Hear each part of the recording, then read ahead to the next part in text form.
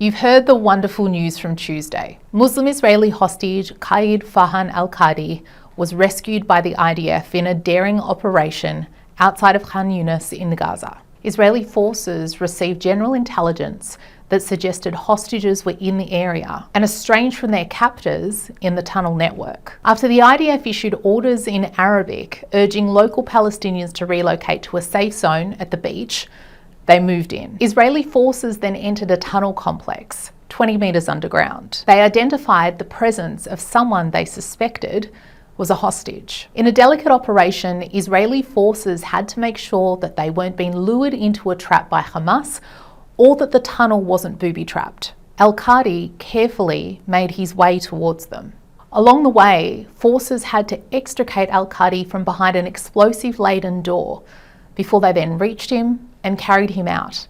He was too weak to walk himself, emaciated and said to be existing on, at most, one piece of bread a day for several months. Al-Qadi was then helicoptered out of Gaza and to Beersheva's Soroka Hospital. Finally, after 326 days and weighing 20 kilos lighter, the father of 11 was reunited with his family, who learned about his abduction through social media on October 7. In a conversation with the former mayor of Rahat, the city from where Al-Qadi is from, he relayed that one of the hostages with whom he was held captive in the early months of the war had died next to him. Since then, in December, Al-Qadi has reportedly been held alone, without any hostages, just with his captors. Al-Qadi said he feared that he'd lost his sight after reportedly not seeing sunlight for over 8 months. But this is only half the story. Al-Qadi is a Muslim, a Bedouin Israeli. Israeli soldiers, 18 of whom were Jewish,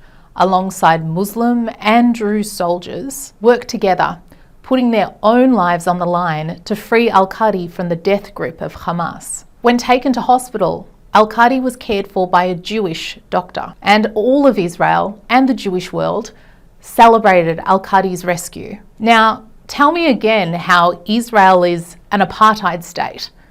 I'll wait. Because contrary to the lies, the relentless hate-mongering, and the accusations of apartheid directed at the world's only Jewish state, in reality, as we see here, Arabs, Jews, Muslims, Christians, all of them Israelis, work together and live together for the greater good. And they do this each and every day. Israel is a multicultural society. It's not perfect, but it is a liberal democracy where all lives are valued and all citizens are equal. But that's a story seldom told by the mainstream media and social media activists.